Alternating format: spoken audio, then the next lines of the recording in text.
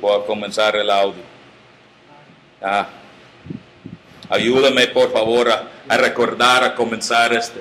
Lo está captando sin problema, pero se me olvidó. Pero apartado para el Evangelio de Dios. ¿Qué implica este?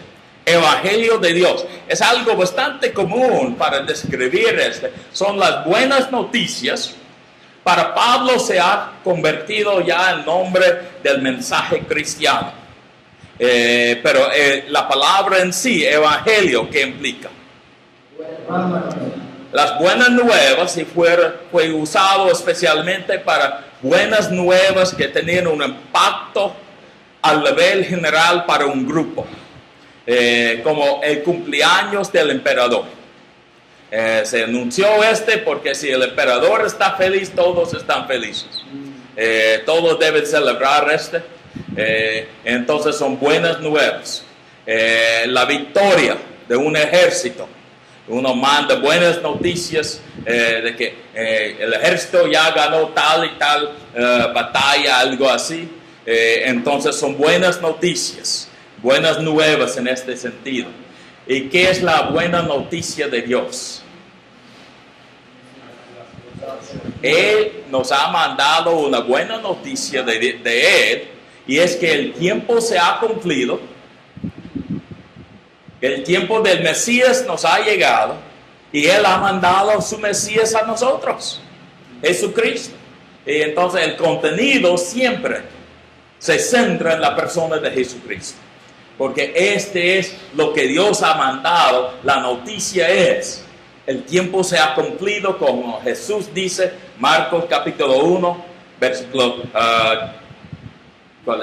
15. Entonces, las buenas noticias ya están de Dios, porque el tiempo se ha acercado, el reino de Dios ya está. Y entonces,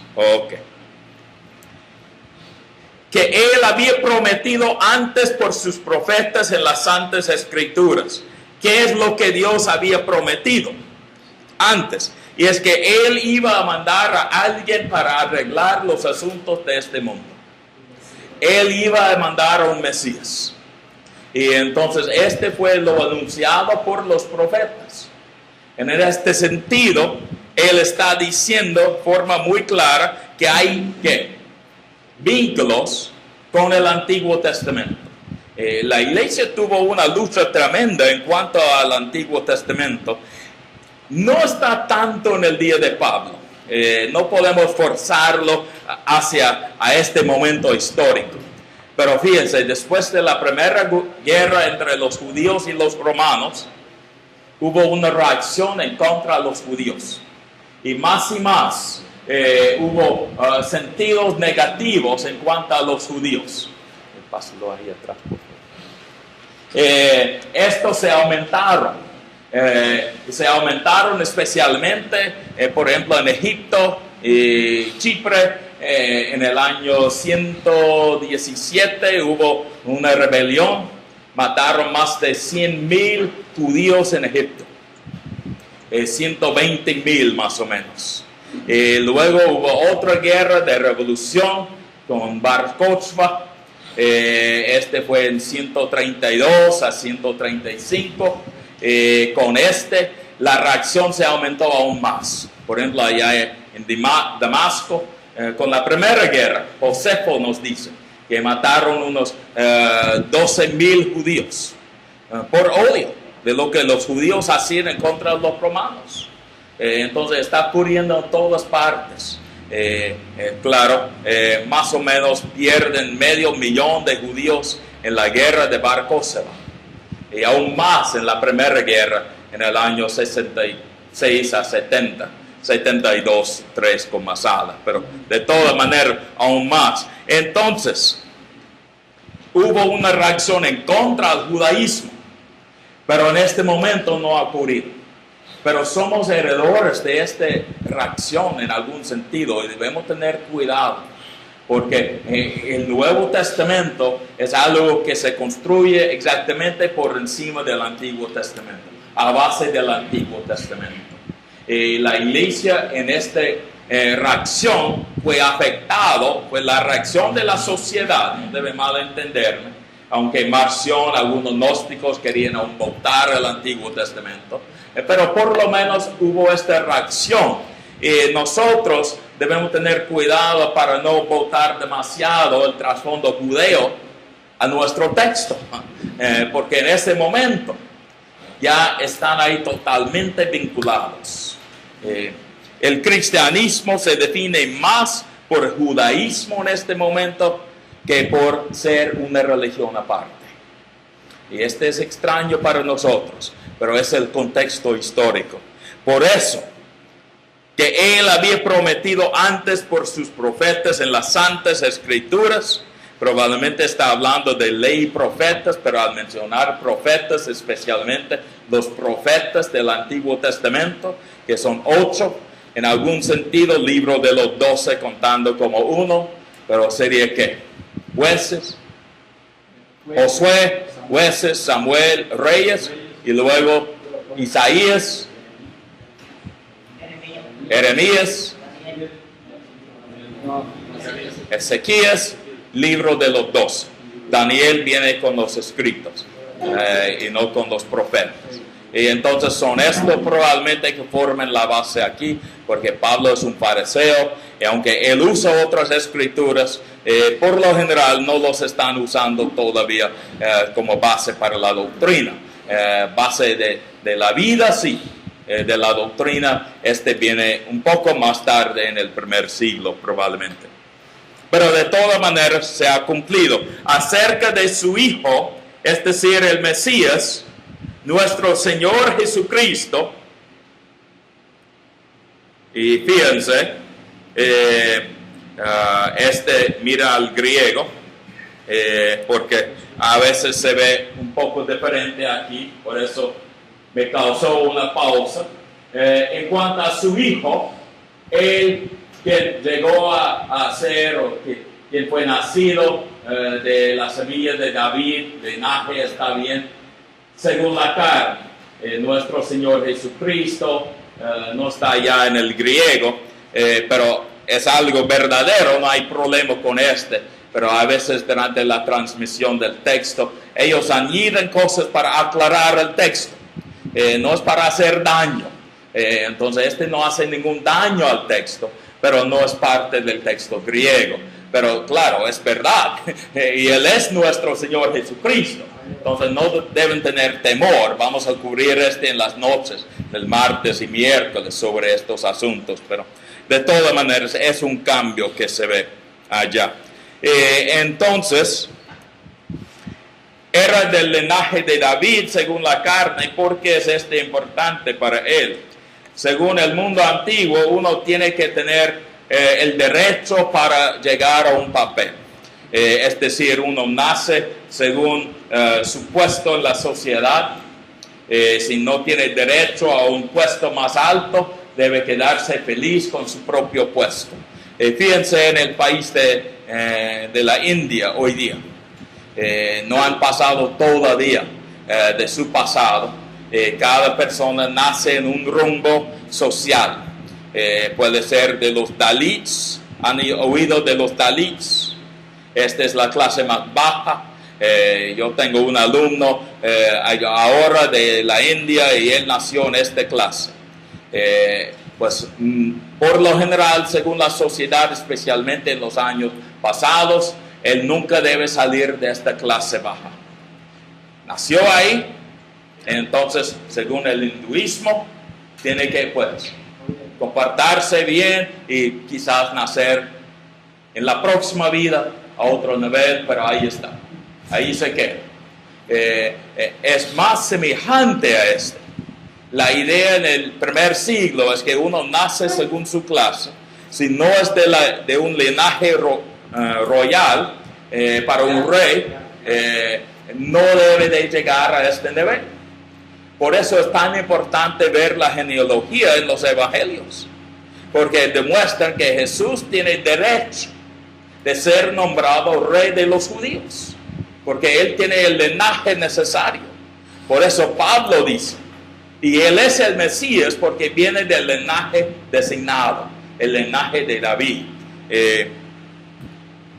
Si no era del linaje de David según la carne, este sería en algún sentido una revolución en contra al linaje de David. No lo es el cumplimiento mesiánico del linaje de David. Okay. ¿Y cómo sabemos que este fue así? Fue declarado hijo de Dios con poder, en poder, con poder, cualquier, de acuerdo o según el espíritu de santidad, está bien en la traducción, por la resurrección de entre los muertos, Jesucristo nuestro Señor. Ya se ve lo que ha ocurrido. Mira el texto anterior, y aquí era el griego, ya tenemos el dicho, ¿verdad? Entonces unos manuscritos lo pasaron allá arriba. Pero en el griego, Jesucristo, nuestro Señor, viene aquí y no allá. Unos lo habían pasado. Ok. Ahí está en el texto. ¿Cómo se sabe que Él es hijo de Dios? Hijo de Dios es un título. Por mucho tiempo pensábamos que este era solamente un título conocido por los romanos, los no judíos, podemos decir, griegos, los del imperio de Persia y otros así, porque allá ellos nombraron a sus líderes como encarnaciones de divinidad, cosas así. Los griegos, pues con Alejandro Magno, él fue nombrado allá en el este como un dios. Entonces vemos con Nerón, quien acaba de comenzar como emperador. Él no había hecho todavía, pero él lo va a hacer después. Pero con los emperadores muertos, fueron nombrados casi siempre como hijos de Dios. Aún Augusto durante su vida, el emperador Augusto durante su vida fue nombrado hijo de Dios. En el año 21 antes de Cristo tenemos un dato que dice que él es hijo de Dios. Entonces implica en el mundo gentil, si quiere, greco-romano, que uno es divino, o por lo menos es representante de Dios aquí en este mundo. Pero en verdad es decir que uno es un Dios, es divino. Quizás no es el Dios supremo, según el mundo greco-romano con tantos dioses, pero es divino en su naturaleza. Y pensamos que fue el asunto, pero no para los judíos. Pero hoy día sabemos que aún los judíos usaban este título a veces antes de Cristo. Aún ellos habían nombrado unos con un título semejante a pero más que todo hablan con este término a veces. No está en el Antiguo Testamento, no hay duda de pero figura unas pocas veces en la literatura judía. Lo que nos demuestra es que no es un título totalmente ajeno del judaísmo. Y es importante para nosotros, porque aún durante mis estudios, yo fui enseñado de que fue un título no judío, solamente del mundo greco-romano, pero ahora no es así. Fue conocido entre aún los judíos. Entonces, no fue la causa principal de la ruptura para los judíos cristianos y los judíos no cristianos, el uso de este título. Pero de todas maneras, es un título, al decir que Él es hijo de Dios, que sin duda comunica divinidad. No hay duda de esto. ¿A qué nivel? Podemos discutir en una clase de cristología, porque hay variedades de niveles según el uso en el mundo abierto. Pero para los cristianos llegue a ser el nivel más alto, como vemos con Juan, y aún yo creo con Pablo en Filipenses capítulo 2, con su himno, con la encarnación prácticamente dicho ahí en Filipenses 2, 5, pues 6 a 11. Y entonces, pero en Juan 1 a 18 no hay duda, es una divinidad total.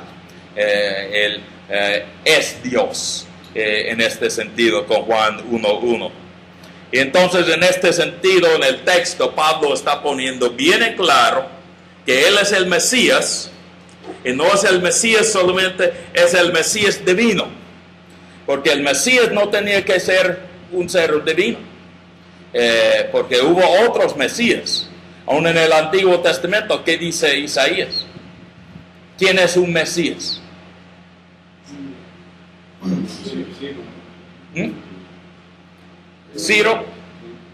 Ciro es nombrado como un Mesías, y él no es divino de ninguna manera. Entonces, el Mesías no tenía que ser un ser divino de ninguna manera.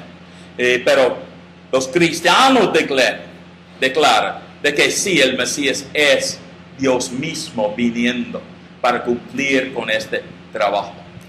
En este sentido, Pablo lo aclara. Desde el principio fue declarado divino, al decirlo así, Hijo de Dios. ¿Y cómo? Con poder, según el Espíritu de Santidad, por la resurrección de entre los muertos. Y esta es la división, pues, porque es un hecho singular en la historia del mundo. No ha ocurrido antes, no va a ocurrir de nuevo en la misma manera de Jesús, porque en otras ocasiones hemos tenido resurrecciones, pero siempre para morir de nuevo. Si ustedes tienen la ley de sepultar a la persona dentro de 24 horas, ¿es así? Entonces ustedes son acostumbrados a que a veces se equivoquen, de que son de verdad muertos. Ocurre aquí a veces. En Colombia ocurrió bastante. Entonces yo recuerdo una vez, estuvimos ahí con el culto para sepultar a esta persona, y hubo un poco de sonido viniendo de ahí. Nos acercamos y fuimos al hospital con el hombre porque no quedó bien muerto. Este no fue una resurrección, sino una resucitación. Fue un don de Dios. Yo no creo que fuera algo menos que este. Pero por el otro lado, quizás fue una falla de los médicos, pero Dios lo hizo también, porque varios oraban por el asunto. Por el otro lado, el problema viene porque varios son muertos. Por eso tenemos el dicho ahí del timbre muerto. ¿Han oído de este?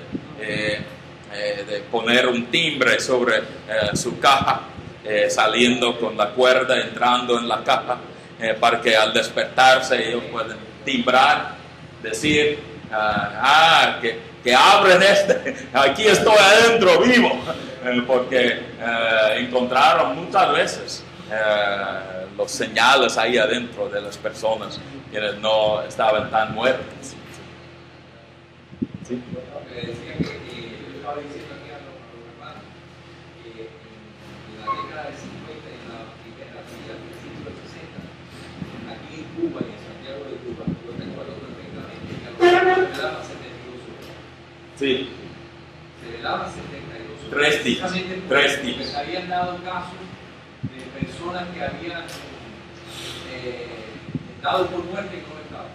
Y este es el asunto de 3 días. Ahora no llegan ni a 24 horas. No. Se ponen por la mañana y por la tarde no hay nada. Que pongan timbre. Cuando usted hablaba de timbre, primero para cuando usted hablaba ahorita de las catacumbas, cuando usted hablaba de los cristianos, con este no hay problema. no, pero usted dio un dato que me llamó la atención, lo que me pregunté. La tradición de Roma era enterrar a las personas así, o las quemaban. Los romanos, por lo general, quemaban al cuerpo. Los cristianos y los judíos no. Enterraban los cuerpos en cuevas, sitios así, sepulcros hechos a mano. Sí. y después de un año más o menos sacaban los huesos para una caja más pequeña de huesos. Un osario, ¿cómo se dice? Osario.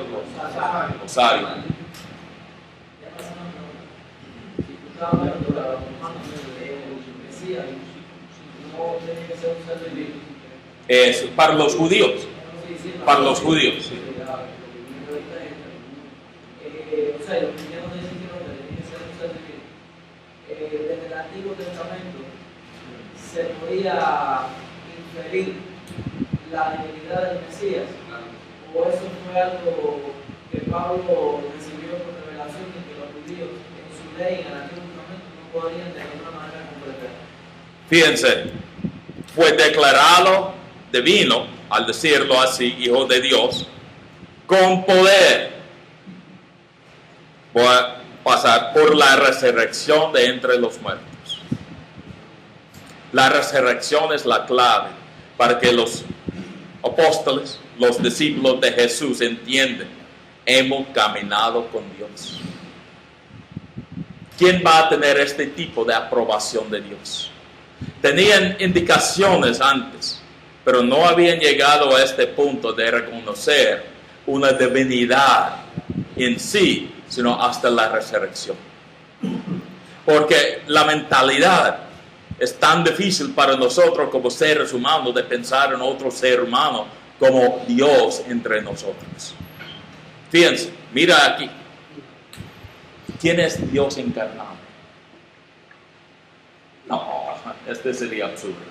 Es decir, los judíos del Antiguo Testamento no tenían manera de imaginarse que el Mesías que ellos iban a recibir era ser divino. Eso. Y aún especialmente con el mandamiento de no hacer imagen de Dios. Entonces tiene este trasfondo. Nadie ha visto a Dios, por eso Juan lo pone tan claro en su prólogo al final. Nadie ha visto a Dios, pero hay excepción. Él quien está en el centro del Padre, Él lo ha explicado. El Dios único, Él se ha explicado, mejor dicho. Explicó a sí mismo, a nosotros, entendido. Ahí.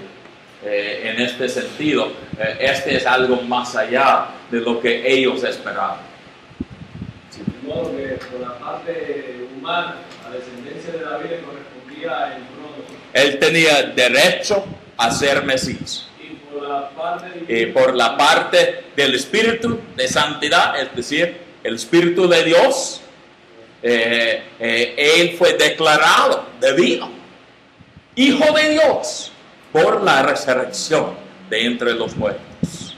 Porque ¿quién va a tener este nivel de aprobación de Dios? De no volver a morir. No es como Lázaro. Aunque Lázaro experimentó una resurrección, pero para morir de nuevo. Pero por el otro lado, Jesús tiene una resurrección corporal. Su cuerpo ya no está ahí, ellos buscan y ya no está.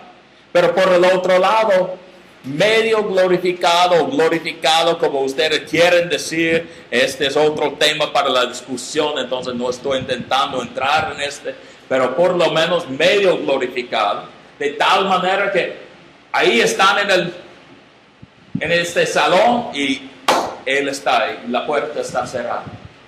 Ellos pueden poner, si quieren, sus dedos en sus heridas. No, un ser humano físico no va a permitir qué dolor sería este.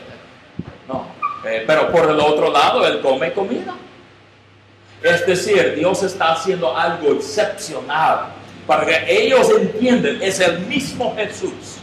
Y Él es uno tan aprobado que ya va a la derecha del Padre. Es decir, ahí está con Dios, tan real. Podríamos considerar entonces que es un cuerpo, es una dimensión que nosotros desconocemos. Eso es, una dimensión más allá de donde vivimos nosotros. Como decimos que tenemos 4 dimensiones, con el tiempo entrando como cuarta dimensión. La quinta sería ¿qué? No sabemos. La sexta, no sabemos. Que de limitas, de sin límites, dimensiones sin límites. Ahí está Dios. Él pudo atravesar paredes. ¿Sí? En este sentido fue declarado con poder de ser hijo de Dios, divino. Claro, vemos en Juan que dice, Tomás, mi Señor y Dios. Y esta fue la declaración requerida por Domiciano para la adoración del emperador. Es exactamente lo que él pedía. Y entonces vemos que no, no va al emperador, va a Jesús. Pablo dice que fue declarado con poder por la resurrección de entre los muertos, algo hecho no por un ser humano, sino según el Espíritu de santidad. Entonces, ahí la declaración de cuando el bautismo de Jesús tiene algo que ver ahí con el bautismo. Dice ese mismo el amado. bautismo de Jesús es el mismo amado. Sí, es mi hijo amado, pero esta es la cita del Salmo 2:7. Este salmo es un salmo de coronación del rey. Es decir, este es mi hijo amado, en el sentido de que ya este es mi rey. Es el significado del dicho allá en el bautismo. Dios está diciendo, ya es mi rey.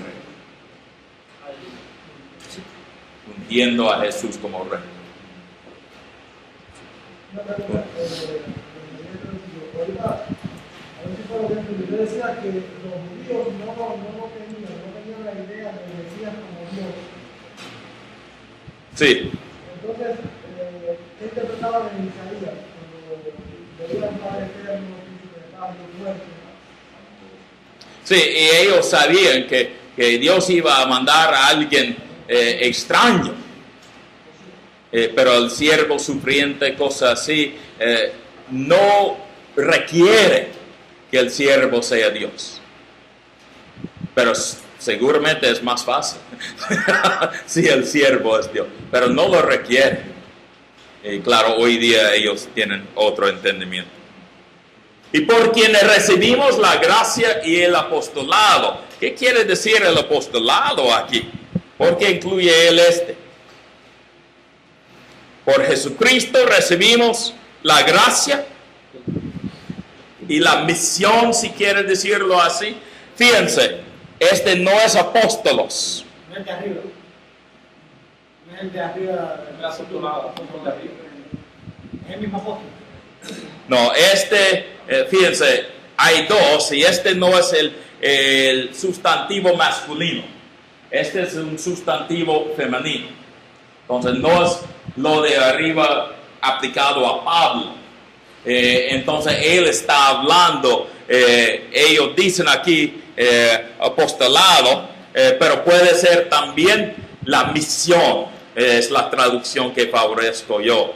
El don dice aquí, pero misión, mejor dicho, en el sentido de ser mandado como apóstol, pero no es decir que son parte de una jerarquía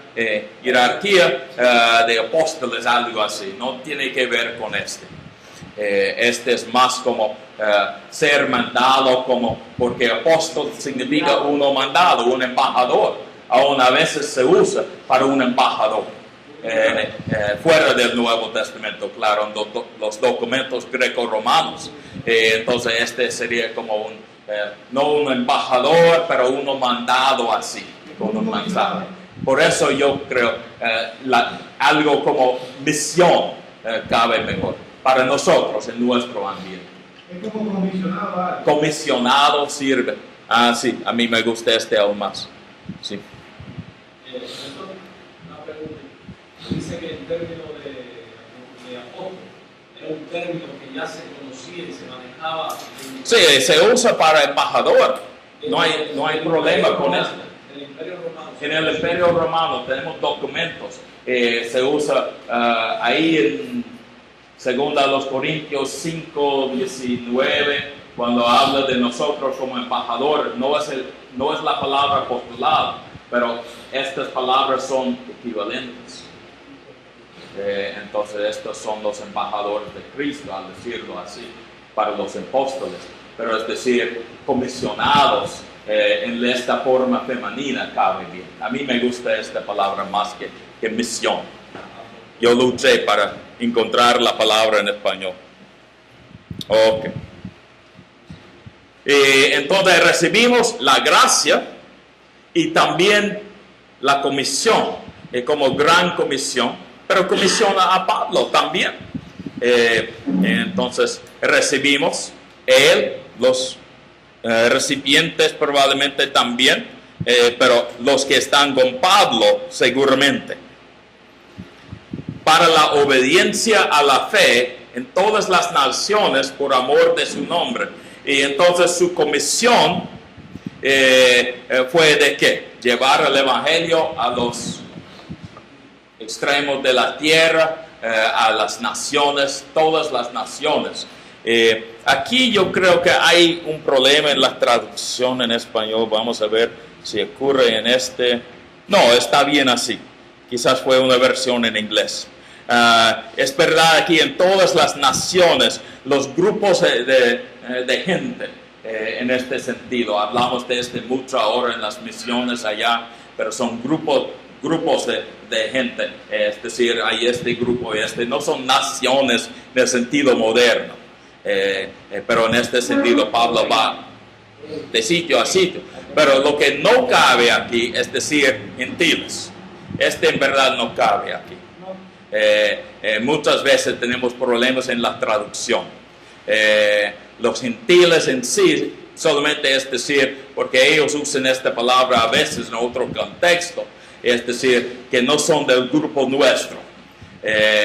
Entonces ellos son pues no judíos, al decirlo así. Para un judío hablar de los gentiles es decir un no judío, pero los griegos usan para decir un no griego. Entonces no es un grupo tan fijo como pensamos a veces.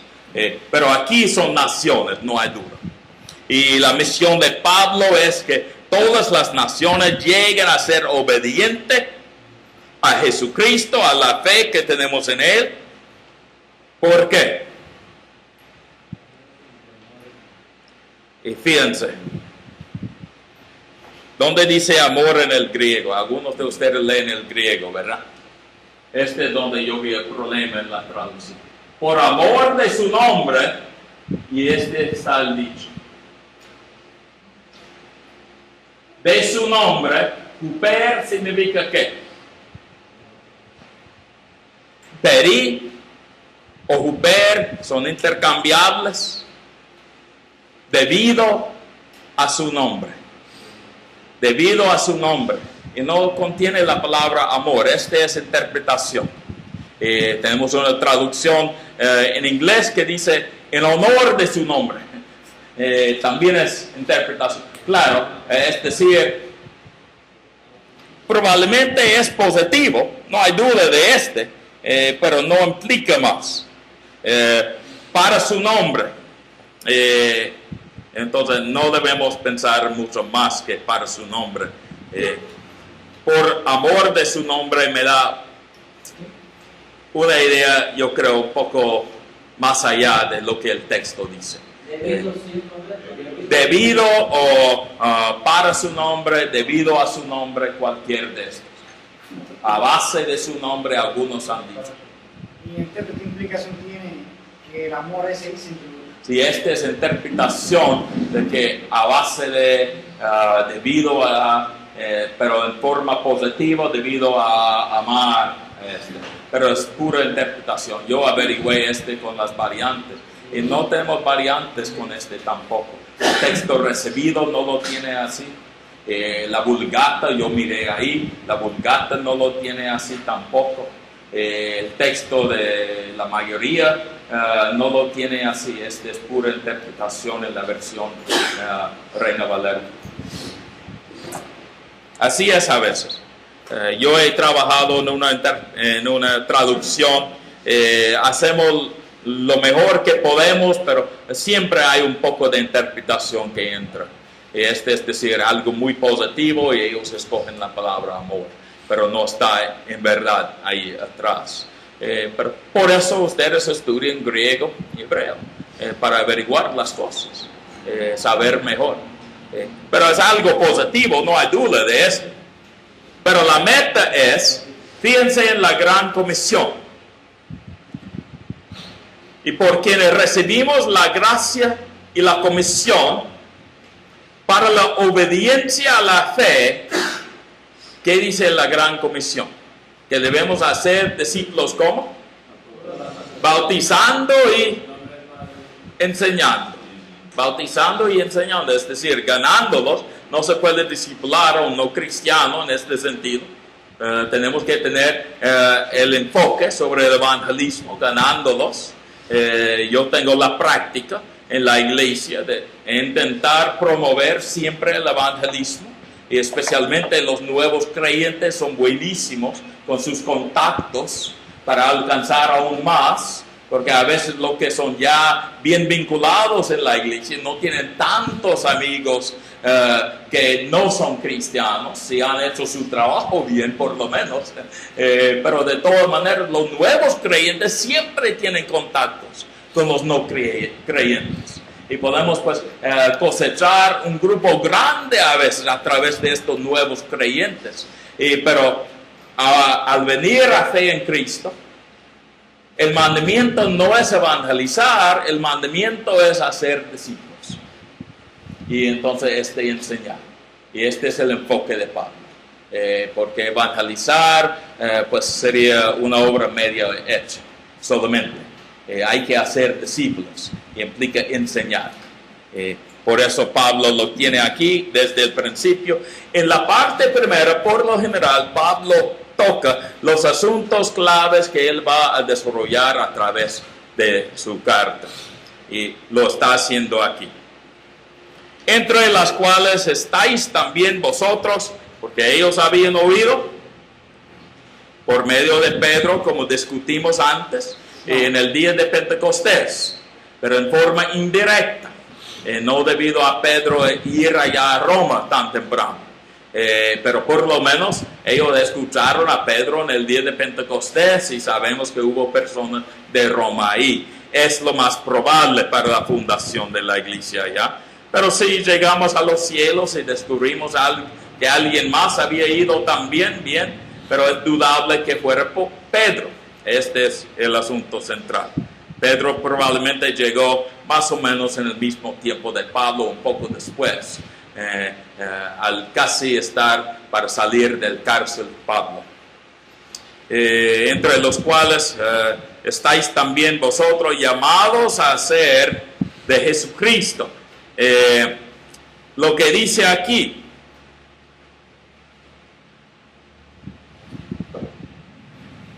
ustedes, entre quienes son ustedes y también ustedes también llamados, pero ¿qué dice aquí?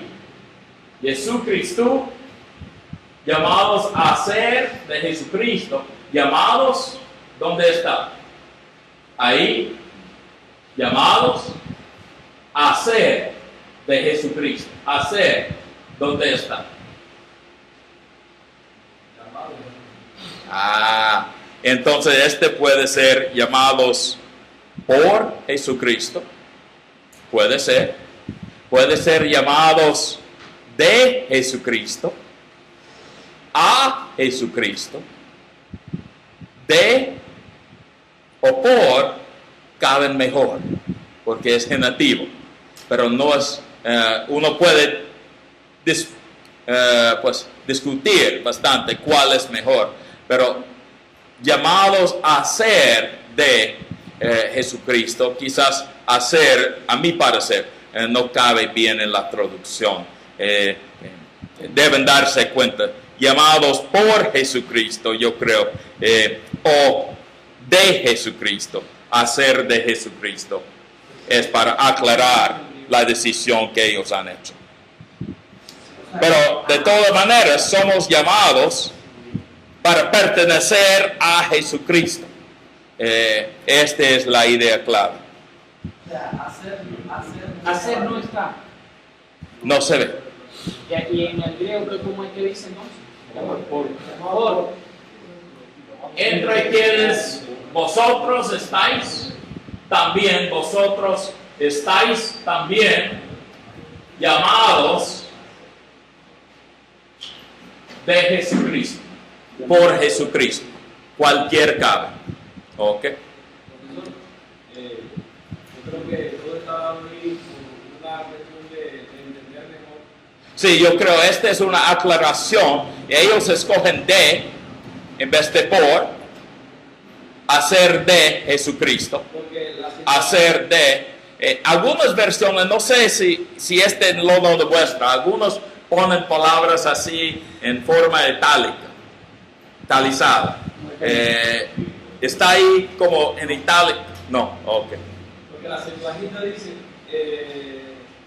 también, en los cuales estáis también vosotros llamados de Jesús.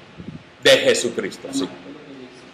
Llamados de. Y este sería para no añadir la otra palabra. de Sí, cualquier forma significa pertenencia, ¿no? eso es. Este es el punto central. Pertenece. Pertenencia. Esa añadidura no cambia el sentido de. No, apenas es para aclarar. No somos llamados en ese sentido. Ellos no son llamados tanto a ser, pues quizás no hay este entendimiento, pero de ser como Jesucristo, en el sentido de que algunos lo tomen. Debemos ser como Jesucristo en la imagen y carácter y todo, pero es que pertenecemos a Él. Él es nuestro patrón, al decirlo así. Ok. A todos los que estáis en Roma, ¿quiénes son estos? Y le está escribiendo a ellos. A todos los que estáis en Roma, pero no a toda Roma, ¿verdad? No. Amados de Dios. ¿Quiénes son estos amados de Dios? Son todos, ¿verdad? No ama a Dios a todos. Pero Él lo define, sin duda. Deben darse cuenta, a veces yo hago un poco de chiste. ¿Ok? La trampa. Entonces, amados de Dios, pero llamados a ser santos. Ya sabemos que son los cristianos. Gracia y paz a vosotros, de Dios nuestro Padre y del Señor Jesucristo. Entonces Él termina esta parte. Gracia y paz. ¿Qué significa? Gracia es el saludo común para los del Imperio Romano, los grecos, más que todos los griegos. En este sentido, decir kairen, como vemos en Santiago, es decir, saludos, aún hasta hoy día se usa así, como saludos, pero eirene también se ve en el mundo greco-romano, pero especialmente este viene de un trasfondo judío, que es la palabra en hebreo, no es eirene, sino shalom. Y entonces comunica muy bien a los grupos así. Okay. Shalom no es solamente paz, es un poco más amplio que esto. Y de ahí terminamos con la primera parte, porque ya él ha terminado con el saludo, salutación, si quieres decirlo. Entonces ahora él va a comenzar con un tiempo de dar gracias, porque el desarrollo de una carta es así. Uno tiene su salutación, el bienvenido. Luego va a un tiempo de dar gracias, haciendo vínculos con los recipientes así. Por lo general es una acción de gracias en las cartas de Pablo. Él ora por las cosas de ellos, pide que Dios los bendiga, y entonces este viene después. Piensa en una carta hoy día. Tenemos el sobre, que es algo de frente, pero en el sobre, o si es una carta formal, tenemos la dirección nuestra, y está por un lado. Y entonces podemos ver la dirección nuestra, y él lo ha dicho ya, Pablo. Y él es siervo de Jesucristo. Y entonces él nos ha dado la dirección de él, al decirlo así, y ya nos ha dado la dirección de los romanos. Y entonces ya viene a la carta, y ¿qué es la primera cosa que ustedes por lo general escriben en el cuerpo de la carta? Es un saludo, una oración, algo así, si lo quiere hacer en forma tradicional. Entonces debe decir algo bueno en cuanto a la persona. Espero que todo esté bien en su casa. Estamos orando para que todo vaya bien en su ministerio. Entonces comenzamos así. Esta es la forma de la carta antigua también. Por eso entramos en esta parte hoy. Primeramente doy gracias a mi Dios mediante Jesucristo. Él demuestra su manera de orar con respecto a todos vosotros, de que vuestra fe se divulga por todo el mundo. ¿Lo ha hecho ya o él está orando para que se haga?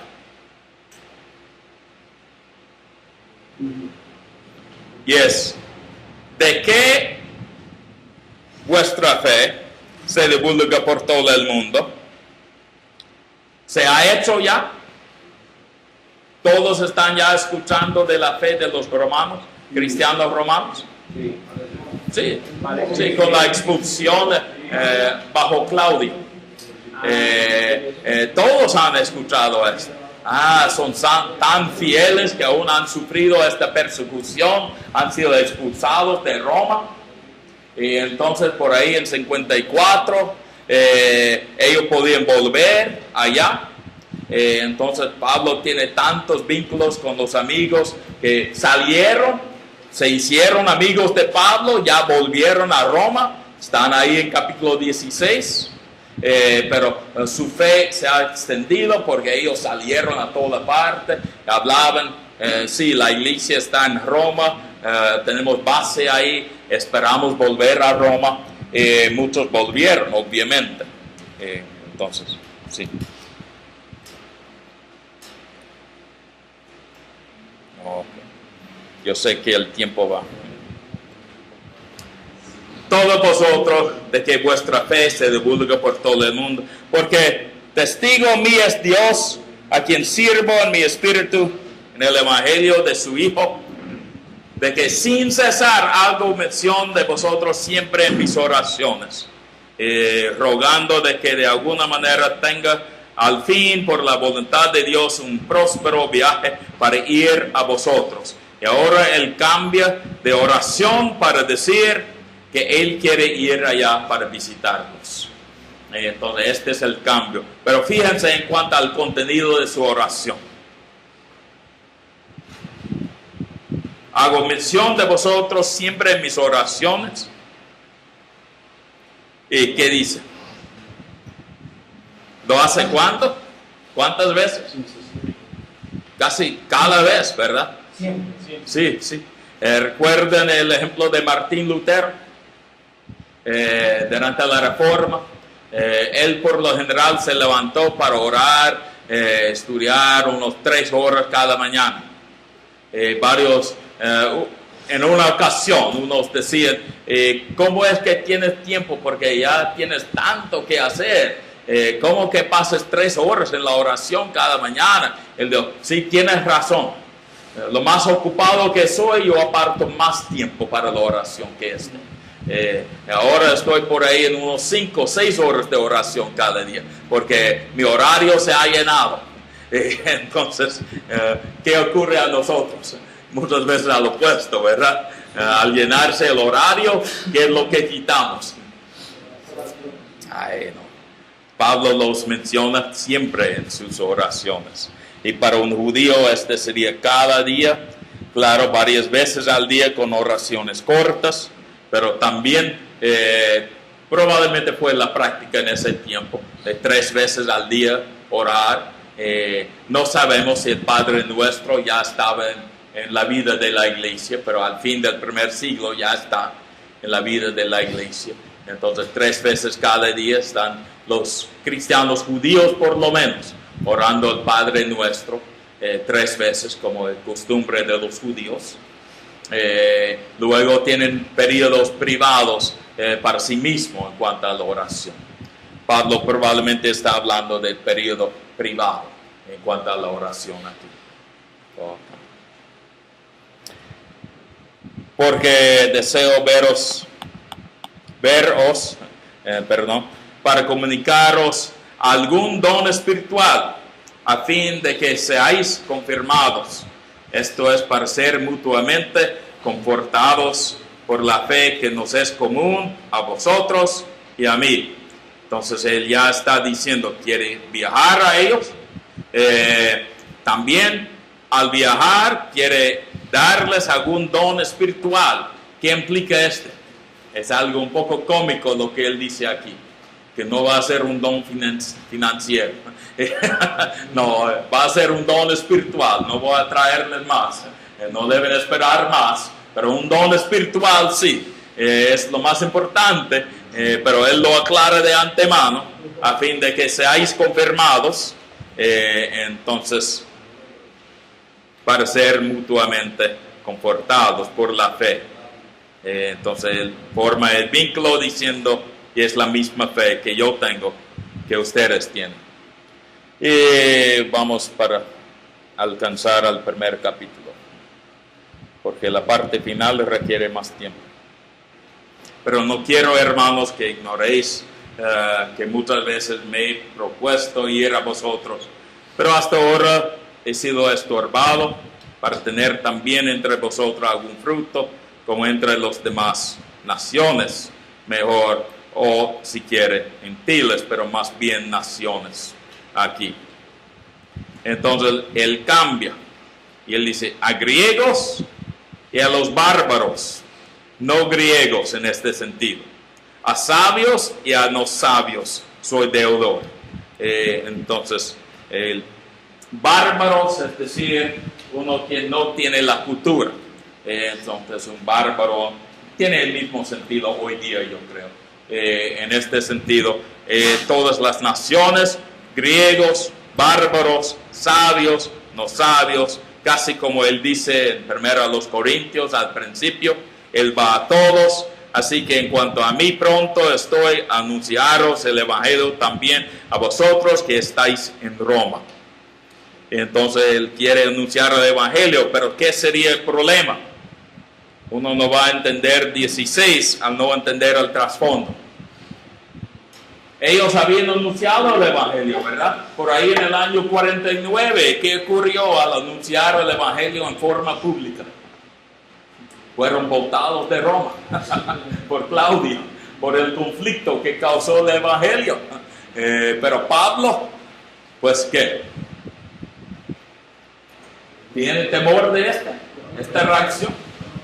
Piensa en el coraje de Pablo.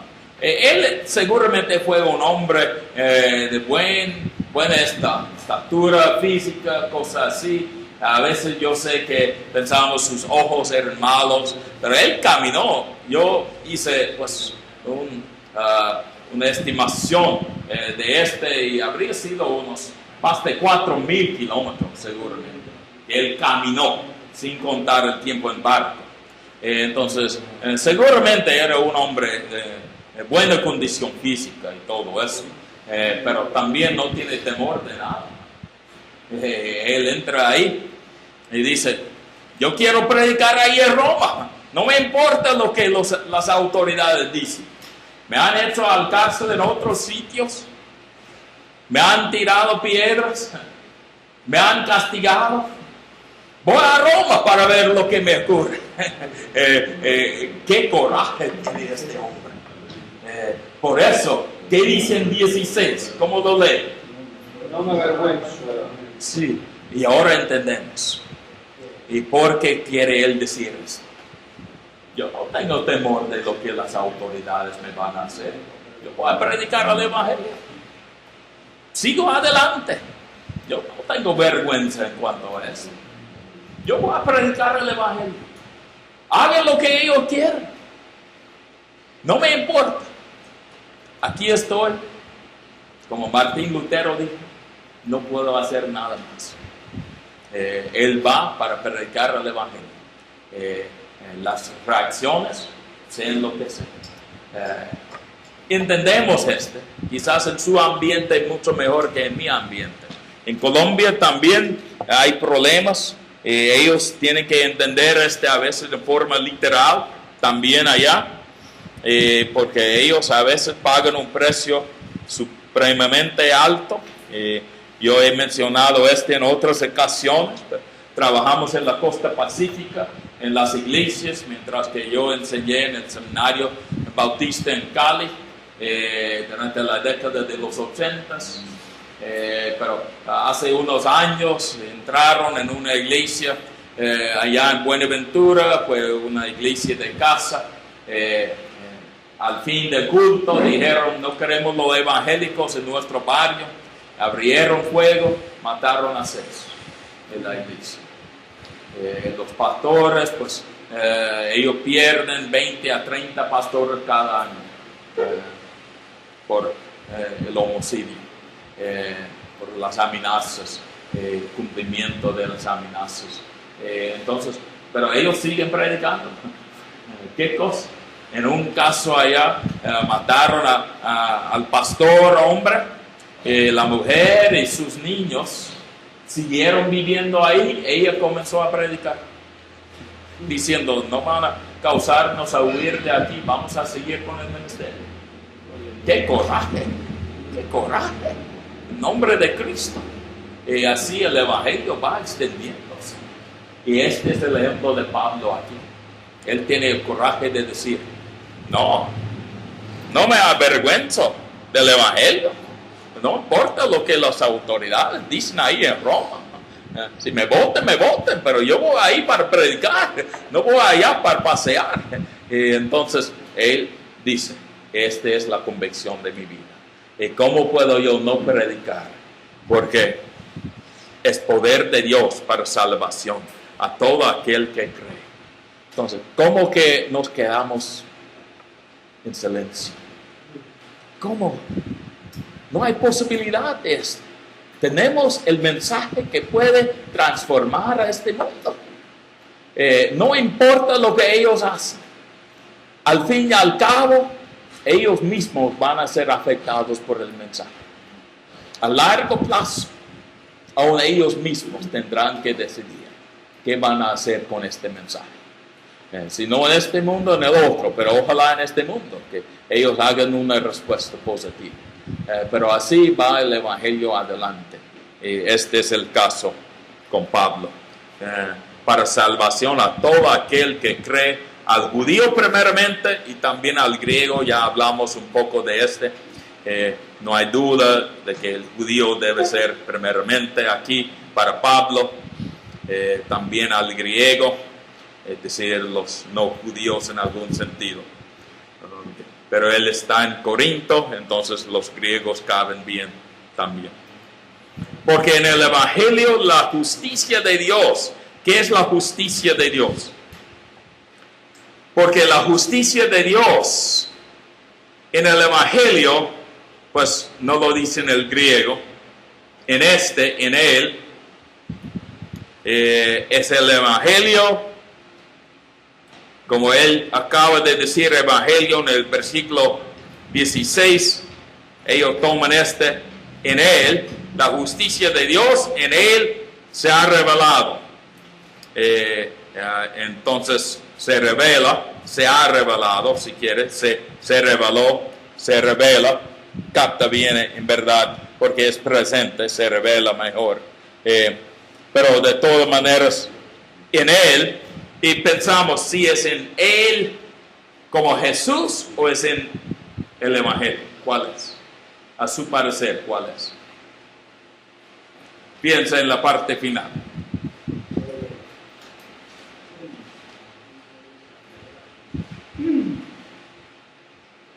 el Evangelio o en él.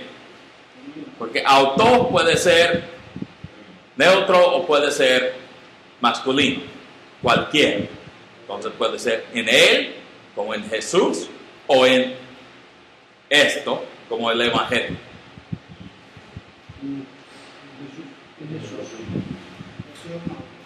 Y hay discusión debido al uso en 16, la mayoría optan por Evangelio. Porque la justicia, en el Evangelio la justicia de Dios en el Evangelio se revela de fe a fe, es decir, que de fe a fe, por fe y para fe, de fe a fe. ¿Qué implica?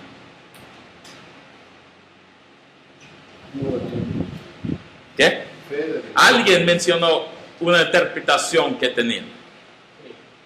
La nueva versión internacional dice de fe, el Evangelio es con la justificación por la fe del principio al fin. Del principio al fin. De fe a fe, en él, si es en él, puede ser del quien fue fiel a los de fe, a fe, en el sentido de tener fe, pero de fe a fe también puede ser, fíjense aquí, él repite, de fe, como es escrito, ha sido escrito, el justo vivirá de fe, literalmente, de fe. La traducción por lo general es por la fe hacia la fidelidad, algunos han dicho, por la fe hacia la fidelidad, pero es un dicho que en verdad no sabemos exactamente cómo traducir el dicho. Por eso hay variaciones en sus traducciones. A mi parecer, es el Evangelio, la justicia de Dios se revela en el Evangelio, entendido en ello, de la fe a la fe, implica por la fe hacia la fe, en este sentido. Entonces, por la fe y para fe quizás sirve hacia la fe. Por la fe a la fidelidad, si quiere decirlo así. La justicia de Dios es el mismo Evangelio. No, la justicia de Dios en el Evangelio no es igual al Evangelio. Y él va a explicar la justicia de Dios bien.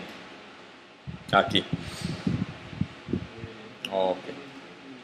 El Evangelio es el canal. Sí, es el mensaje entero.